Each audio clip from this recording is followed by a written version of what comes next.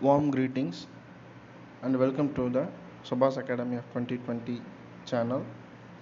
And in this session, we are going to see about CE 8395 Strength of Materials for Mechanical Engineers, syllabus framed by Anna University, Chennai. And especially in this subject is handled in the even semester of second year. The syllabus of this subject is comprised of 5 units. Unit 1, stress, strain and deformation of solids. Unit 2, transverse loading on beams and stresses in beam. Unit 3, torsion. And Unit 4, deflection of beams. Unit 5, thin cylinders, spheres and thick cylinders. These are all the 5 units which comprises strength of materials for mechanical engineers. And before we are going to see about the subject, we should know about some of the basics related to engineering materials. So first of all, what is meant by engineering materials? So engineering materials na enna அப்படினு நம்ம தெரிஞ்சுக்கணும். So engineering materials refers to the group of materials that are used in construction of man-made structures and components. So முக்கியமா human beings create பண்ணக்கூடிய structures and components எதெல்லாம் base பண்ணியிருக்கு அப்படின்னா these materials, and these materials the primary function of an engineering material is to withstand applied loading without breaking and without exhibiting excessive deflection. So when we are applying load or undergoing force, it should not get failure. So அதுதான் ஒரு பேசிக் பேராமீட்டராக வச்சுருக்காங்க engineering மெட்டீரியல்ஸ்க்கு. The major classification of engineering materials includes metals, polymers, ceramics and composites. So அதுக்கெல்லாம் ஒரு எக்ஸாம்பிளாக தான் இந்த ஸ்லைடில் images பார்த்துட்ருக்கீங்க. ஸோ இப்போ aluminium alloys is one of the sub classification of metals. So மெட்டல்ஸ்லேயே சப் கிளாஸிஃபிகேஷன் பார்த்திங்கன்னா நிறைய இருக்குது. Ferrous alloys, aluminium alloys, nickel alloys, copper alloys, titanium alloys. And one of the example பார்த்திங்கன்னா இந்த அலுமினியம் அல்லாய்ஸ் அப்படிங்கிறது especially used in automotive components. So like we are seeing that a rim of an four-wheeler. And then copper alloys, the widely used engineering material in refrigeration and air conditioning. And then nickel alloys, especially in high temperature applications, like அதில் இருக்கக்கூடிய காம்பனன்ட்ஸ்லாம் பார்த்திங்கன்னா reducer, D tube, so இதெல்லாம் தான் நம்ம பார்த்துட்ருக்கோம். And then titanium alloys which is widely used in air engines like jet engines, so அதிலலாம் use பண்ணக்கூடிய alloys. And then polymers. So polymers அப்படின்னு வரும்போது பார்த்திங்கன்னா thermoplastic polymer, thermosetting polymers, elastomers, so எல்லாத்துக்குமே இன்ஜினியரிங் அப்ளிகேஷன்ஸ் இருக்குது. ஸோ அதோட ஒரு எக்ஸாம்பிளாக தான் இந்த இமேஜில் இருக்குது நிறைய. அண்ட் தென் செராமிக்ஸ் வந்து ஹை மெல்ட்டிங் பாயிண்ட், ஸோ வந்து ஹை டெம்பரேச்சர் அப்ளிகேஷன்ஸில் யூஸ் பண்ணக்கூடிய ஒரு material. And this material is very brittle in nature. So வந்து ஈஸியாக கிராக் ஆகக்கூடியது with a smaller amount of forces. So these are some of the examples of engineering materials. So and then proceeding into strength of materials, we had seen that engineering materials. Now we are entering into the arena of strength of materials. So strength of materials is the origin from engineering mechanics itself. So engineering mechanics ங்கிற ஒரு subject வந்து first year even செமஸ்டரில் பார்த்துருப்போம் mechanical engineering ப்ரோக்ராமில்.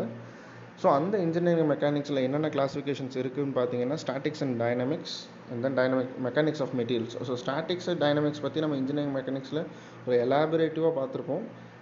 Mechanics of மெட்டீரியல்ஸை டச்சே பண்ணியிருக்க மாட்டோம். But that also the sub classification of engineering mechanics itself. So அந்த மெக்கானிக்ஸ் ஆஃப் மெட்டீரியல்ஸ் அப்படிங்கிறது தான் strength of materials, and that we are seeing in even semester of second year of mechanical engineering programme. So ஒரு சின்ன refreshment before seeing strength of materials or mechanics of materials. Mechanics, so engineering mechanics. So இப்போ அந்த மெக்கானிக்ஸோட fundamental concepts என்னென்ன அப்படின்னா இந்த length, time, mass, force, இதெல்லாம் தான். So இதெல்லாம் ஒரு சின்ன ரெஃப்ரெஷ்மெண்ட். நான் ஆக்சுவலாக இங்கே டெஃபினேஷன் ஒரு ஃப்ரேஸ் மாதிரி கொடுத்துருக்கேன். But you should refer your engineering mechanics notes also, right? So and then scalar quantity, vector quantity, so இதெல்லாம் பற்றி கொஞ்சம் ரெஃப்ரெஷ் பண்ணுங்கள். ஸோ இப்போ லென்த்து அப்படின்னு பார்த்தீங்கன்னா needed to locate position of point in space and describe the size of the physical system, like it's one of the dimension, like it measures the distances, geometric properties, etc. And then time, measure of succession of events. So basic quantity in dynamics. So dynamics அப்படிங்கிறது at motion, object at motion or body at motion அப்படின்னு சொல்லுவோம், or movement அப்படிங்கிறது. So இப்போ time அப்படிங்கிறது with respect to time. At 0 second the object is in 0 meter, at 5 second the object moves 200 meter அப்படின்னா அந்த 5 செகண்ட்ஸில் 200 metre cross ஆகிருக்கு. So இப்போ டைம் 0, t0, ஸ்டார்டிங் டைம் வந்து 0, and we are considering the time end t1 or end time t1 is 5 seconds. So succession of events. So இப்போ ஒரு ஆப்ஜெக்டோட motion or மூமெண்ட்டை கால்குலேட் பண்ணுறதுக்கு ஒன்றான ஒரு parameter. And then mass, the quantity of matter in a body. So measure of inertia of a body. And then force அப்படிங்கிறது action of one body and another. So it can be characterized by magnitude, direction and point of application. So force is one of the vector quantity. So what are all the parameters which gives only or operates only at magnitude but does not provide or give direction is nothing but scalar quantity, and the parameters which gives both the magnitude and direction is known as vector quantity. So these are all some of the fundamental concepts of engineering mechanics. And now we are entering into the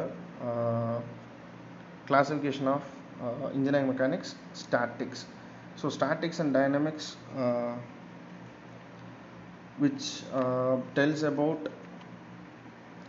the study of external effects on rigid bodies. So அதுதான் என்ன அப்படின்னு பார்த்தீங்கன்னா statics and dynamics. So statics அப்படின்னா statics at rest position, அதுதான் என்ன அப்படின்னா statics. The object study of objects at rest position. So அப்போ அந்த பொசிஷன் பார்த்தீங்கன்னா ஆப்ஜெக்ட் வந்து எந்த விதமான ஒரு மூமெண்ட்லேயும் இருக்காது, even we are applying force or else at rest பொசிஷன்லேயே மூமெண்ட்டில் இருக்கும். ஸோ அதுதான் என்ன சொல்லுவோம் அப்படின்னா static. The object or a body at static position. So இப்போ அந்த ஸ்டாட்டிக் பொசிஷனுக்கு என்ன ஒரு முக்கியமான விஷயம் தேவைன்னா ரிஜிடிட்டி. ஸோ இப்போ ரிஜிட் பாடியாக இருக்கணும். ஸோ இப்போ ரிஜிட் பாடி அப்படிங்கிறது என்னன்னு பார்த்தீங்கன்னா combination of large number of particles. So அதுதான் ரிஜிட் பாடி. ஸோ பார்ட்டிகிள்ங்கிறது வேறு ஒன்றும் இல்லை, a body with mass with dimensions that can be neglected. So அதுதான் பார்ட்டிகல் அப்படின்னு சொல்கிறோம். The combination of large number of particle is nothing but rigid body. Now rigid body மெக்கானிக்ஸே பார்த்தீங்க எதுக்காக படிக்கிறோம் அப்படின்னா basic requirement for the study of mechanics of deformable bodies and mechanics of fluids. So it is essential for the design and analysis of many types of structural members, mechanical components, electrical devices, etc. encountered in engineering. So இப்போ rigid body அப்படிங்கிறது என்னன்னா which does not undergo any deformation even if we are applying a force or load. அதுதான் என்னன்னு சொல்லுவோம்னா rigid body. So நம்ம ஒரு ஃபோர்ஸோ லோடோ கொடுக்கும்போது that body deform ஆகாது, சரியா? So and then static. So static deals with the equilibrium of bodies under action of forces. So இப்போ இங்கே ஒரு சிட்டிங் சேரில் ஒரு பர்சன் உட்காந்துருக்க மாதிரி ஒரு இமேஜ் கொடுத்துருக்கோம். ஸோ அதில் ரெட் ஏரோ மார்க்ஸில் ஃபோர்ஸஸ் கொடுத்துருக்காங்க இல்லையா? ஸோ அது வந்து ரிசல்டன்ட் ஃபோர்ஸஸ் நம்ம இன்ஜினியரிங் மெக்கானிக்ஸில் படிச்சிருப்போம் இதெல்லாம், even at I think first unit, right, engineering mechanics. So இப்போ ஈவன் ஃபோர்ஸஸ் இருக்கும், பட் ஆனால் under equilibrium, the body will be in equilibrium which can be visually seen as at rest position or static position. So and then second image பார்த்தீங்கன்னா ஒரு க்ரெயினில் ஒரு engineering மெட்டீரியலை move பண்ணிட்டு போகிறாங்க. அந்த இன்ஜினியரிங் மெட்டீரியல் வந்து ரோப்பில் ஹேங்கிங் பொசிஷனில் இருக்குது இல்லையா? ஸோ அது பார்த்தீங்கன்னா அட் ரெஸ்ட் பொசிஷனில் தான் இருக்குது, பட் ஆனால் க்ரெயின் மூவ் ஆகிட்டு இருக்கு இல்லையா? ஸோ அதுதான் என்ன அப்படின்னா அந்த object or a material or a body at static position. So at constant வெலாசிட்டியில் மூவ் ஆகிட்டு இருக்கு, பட் ஆனால் ஸ்டாட்டிக் பொசிஷனில் இருக்குது. ஸோ இதான் வந்து statics. And then dynamics. Dynamics is deals with the motion of bodies. So accelerated motion. So நம்ம ஒரு பெஸ்ட் எக்ஸாம்பிள் என்ன அப்படின்னா ஆட்டோமொபைல், நம்ம 4-wheeler இருக்கு இல்லையா? ஸோ அதுதான் அதோட ஒரு best example. And another one example கொடுத்துருக்கோம் which provides parabolic or elliptical motion.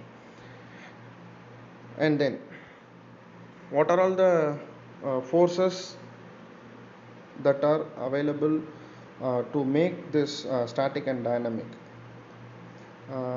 Normal force, shear force, torsional moment or torque, bending moment, etc. So these are all the main principles of statics. So அதுதான் சொல்லணும். So normal force அப்படின்னா என்ன?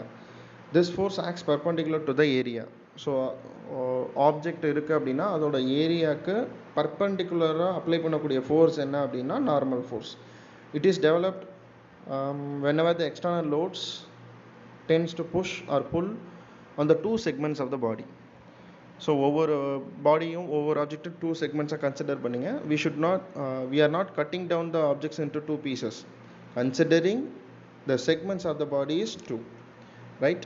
And the shear force lies on the plane of the area, and it is developed when the external loads tends to cause two segments of the body to slide over one another. So இப்போ shear force அப்படிங்கிறது என்னென்னா plane area, so அதில் வந்து லையாக இருக்கும். And it is developed when external load tends to cause two segments of the body to slide over one another. So அந்த ரெண்டு செக்மெண்ட்டில் ஒன்று மேலே ஒன்று ஸ்லைட் ஆகி போகிறது. ஸோ அதுக்கு என்ன ஃபோர்ஸ் நம்ம அப்ளை பண்ணுறோமோ அந்த force shear force. And then torsional moment or torque.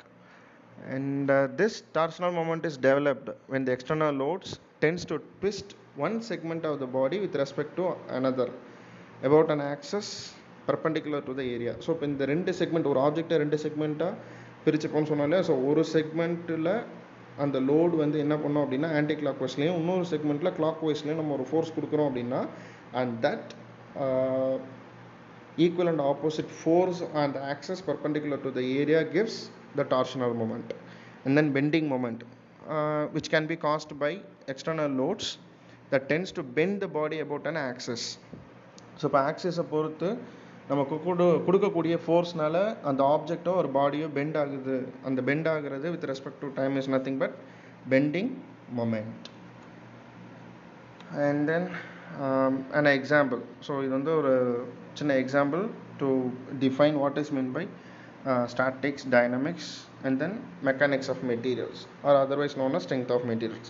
So consider AB as an example. So இந்த இடத்துல ஏபிங்கிறது ஒரு ஸ்ட்ரைட் லைனாக நான் வந்து டிஃபைன் பண்ணியிருக்கேன், which is nothing but a distance which gives a distance or length. So AB அப்படிங்கிறது ஒரு constant length, ஒரு say for example 5 metre. So இப்போ நம்ம forces F1, F2, F3, F4, F5, so இந்த ஃபோர்ஸஸ்லாம் நம்ம அப்ளை பண்ணுறோம், which can be also n number of forces. But நான் இங்கே என்ன கன்சிடர் பண்ணியிருக்கேன்னா ஒரு 5 ஃபோர்ஸஸ் கன்சிடர் பண்ணியிருக்கேன். ஸோ இந்த ஃபோர்ஸஸ் அப்ளை பண்ணும்போது ஏஎன்பியோட லெங்க்த்து எந்த விதமான சேஞ்சஸோ டிஃபர்மேஷனோ எக்ஸ்டென்ஷனோ எலாங்கேஷனோ கம்ப்ரெஷனோ ஆகலை அப்படின்னா that ANB is nothing but a rigid body. So அந்த ரிஜிட் பாடியில் எக்ஸ்டர்னல் எஃபெக்ட்ஸ் இந்த ஃபோர்ஸஸ்னால என்னெல்லாம் இருக்கோ அதை பற்றி படிக்கிறது statics and dynamics. And the internal effects and then deformations இருக்குது லோட் அப்ளை பண்ணும்போது அப்படின்னா அது எதை பற்றி சொல்லுது அப்படின்னா mechanics of materials or strength of materials. So இதுதான் என்ன அப்படின்னா ஸ்டாட்டிக்ஸ் டைனமிக்ஸுக்கும் ஸ்ட்ரென்த் ஆஃப் மெட்டீரியல்ஸுக்கும் இருக்கக்கூடிய difference. But statics, dynamics, strength of materials or mechanics of materials இது எல்லாமே இன்ஜினியரிங் மெக்கானிக்ஸோட கிளாஸிஃபிகேஷன் தான். ஸோ இன்ஜினியரிங் மெக்கானிக்ஸில் ஸ்டாட்டிக்ஸ்னால் என்னென்னு படிச்சிருப்போம், டைனமிக்ஸ்னால் என்னென்னு படிச்சிருப்போம். பட் அதுலேயே தான் மெக்கானிக்ஸ் ஆஃப் மெட்டீரியல்ஸும் வருது, பட் அதை பற்றி டச் பண்ணியிருக்க மாட்டோம் அவ்வளோவா. பட் இந்த ஈவென்ட் செமஸ்டர் செகண்ட் இயரில் strength of materials or mechanics of மெட்டீரியல்ஸ்னே ஒரு பேப்பர் தனியாகவே இருக்குது. ஸோ இது எதை பற்றி டீல் பண்ணுது அப்படின்னா study of internal effects and deformation caused while applying loads. So இதுதான் அதோட எக்ஸாம்பிள். அண்ட் தென் ஒரு எக்ஸ்டர்னல் ஃபோர்ஸ் ஆக்ட் ஆகுது ஒரு பாடியில் அப்படின்னா that body or object tends to deform. கண்டிப்பாக டிஃபர்மேஷன் இருக்கும். டிஃபர்மேஷன் அப்படின்னா ஒரிஜினல் பொசிஷன்லேருந்து டிஸ்டர்ப்டு பொசிஷனுக்கு போகிறது with respect to length, width, breadth, height, radius, diameter, whatever எந்த டைமென்ஷனில் வேணாலும் அதோட டிஃபர்மேஷன் இருக்கலாம். ஸோ அதாவது dislocations. So and then further proceeding on loading which makes the material a failure one. And then due to cohesion between molecules the body resists the force applied. So இப்போ ஒரு solid அப்படின்னா நம்ம சொல்லியிருப்போம் comprises of large number of particles. So அதுவும் பார்த்தீங்கன்னா tightly பேக்டாக இருக்கும். Atoms and மாலிகுல்ஸ்னு நம்ம சிம்பிளாக சொல்லுவோம் இல்லை கெமிஸ்ட்ரியில். ஸோ அது வந்து டைட்லி பேக்டாக இருந்தால் அது சாலிட் ஆப்ஜெக்ட்னு சொல்லுவோம். ஸோ ரிஜிட் அப்படின்னா ஈவன் நம்ம ஃபோர்ஸ் அப்ளை பண்ணாலும் அதில் எந்த விதமான டிஸ்டர்பன்ஸும் இல்லை அப்படிங்கிறது தான், டிஃபர்மேஷன்ஸ் இல்லை, டிஸ்லொகேஷன்ஸ் இல்லை அப்படிங்கிறது தான் ரிஜிட் பாடி. ஸோ அந்தளவுக்கு ஸ்ட்ரென்த்தனாக இருக்க போகுது. பட் இருந்தாலும் அந்த கொகிஷன் பிட்வீன் மாலிகுல்ஸ் இருக்கு இல்லையா, atoms and molecules tightly packed இருக்கு இல்லையா, ஸோ அதில் இருக்கக்கூடிய கொகிஷன்னால என்ன ஆகுது, நம்ம என்ன ஃபோர்ஸ் கொடுக்குறோமோ அதுக்கு அது ரெசிஸ்ட் பண்ணுது, அதாவது ஈக்குவல் அண்ட் ஆப்போசிட் ஃபோர்ஸ் அந்த மெட்டீரியல் ஆர் ஆப்ஜெக்ட் கொடுக்குது. ஸோ இந்த resistance offered by the body or object is known as strength of materials. இது இன்னொன்று வேறு மாதிரி எப்படி சொல்லலாம் அப்படின்னா, a detailed study of forces and their effects along with suitable protective measures for safe working condition is known as strength of materials. So strength of materials அப்படிங்கிறது என்னென்னா, ஒரு டீட்டெயில்டு ஸ்டடி, ஒரு ஆப்ஜெக்டோ ஒரு பாடியை எடுத்துக்கிறோம் இல்லையா ஒரு எக்ஸாம்பிளுக்கு. ஸோ அதில் நம்ம அப்ளை பண்ணக்கூடிய ஃபோர்ஸஸ், அந்த ஃபோர்ஸஸ்னால அந்த ஆப்ஜெக்டில் ஏற்படக்கூடிய எஃபெக்ட்ஸ், இது எல்லாமே சேஃப் ஒர்க்கிங் கண்டிஷன்ஸில் படிக்கிறது தான் என்னென்னா ஸ்ட்ரென்த் ஆஃப் மெட்டீரியல்ஸ்.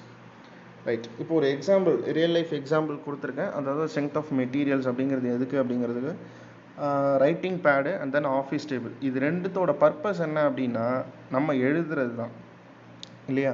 ஸோ இப்போ ஆஃபீஸ் டேபிள் பார்த்தீங்க அப்படின்னா லைக் ட்ராயர்ஸ் லாக்கர்ஸோடு வருது. அண்ட் தென் ரைட்டிங் பேட் பார்த்தீங்கன்னா வேறு எந்த விதமான அடிஷ்னல் ஃபீச்சர்ஸும் கிடையாது. ஸோ இது வந்து ஸ்கூல் லெவல் வரைக்கும் நம்ம யூஸ் பண்ணலாம், இல்லை ரஃப் ஒர்க்குக்கு நீட்டாக எழுதுறதுக்காக யூஸ் பண்ணுவோம். பட் ஆஃபீஸ் டேபிள் பார்த்தீங்கன்னா what ever the documents we are having, we can able to kept it as a safe documents by means of lockers.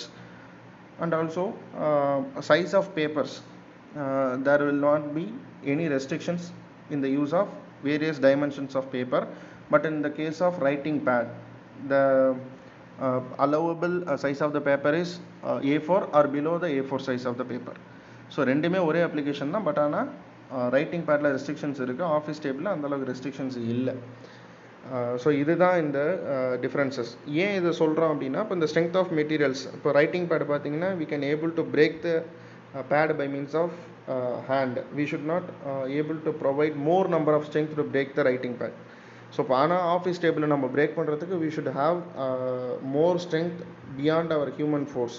So நம்ம அடிஷ்னலாக ஒரு equipment like hammer or wrench, so இந்த மாதிரி ஏதாவது ஒரு மெட்டீரியல்ஸை வச்சு தான் அதை பிரேக் பண்ண முடியும் by means of rod, steel rod.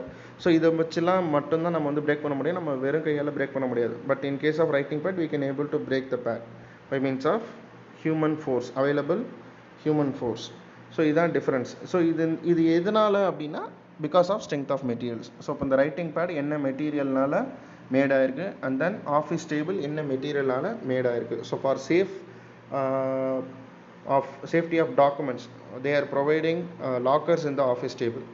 So இப்போ அதெல்லாம் பார்த்தீங்கன்னா ஸ்டெயின்லெஸ் ஸ்டீலால் ஆயிருக்கும், இல்லை மைல்டு ஸ்டீலால் ஆயிருக்கும், இல்லை ஷீட் மெட்டலால் ஆயிருக்கும். அண்ட் தென் உடன் டேபிள் ஃபார் ரைட்டிங், ஸோ அந்த பர்பஸ்க்காக கொடுத்துருக்கக்கூடிய வுட்டு கூட ஹை குவாலிட்டி வுட்டு, ஸோ அதாவது high strength of the wood கொடுத்துருப்பாங்க. But in case of writing pad பார்த்தீங்கன்னா ஸ்கிராப் மெட்டீரியல்ஸை வந்து மோல்டிங் ப்ராசஸ் மூலயமா மேக் பண்ணியிருப்பாங்க இந்த ரைட்டிங் பேட். ஸோ இப்போ அதை வந்து ஈஸியாக பிரேக் பண்ணிட முடியும். So the basic parameters makes the difference is the strength of materials. And with this I'm concluding this session of introduction about CE 8395 strength of materials for mechanical engineers. And in the next consecutive sessions we will see about the syllabus framed by Anna University. Thank you.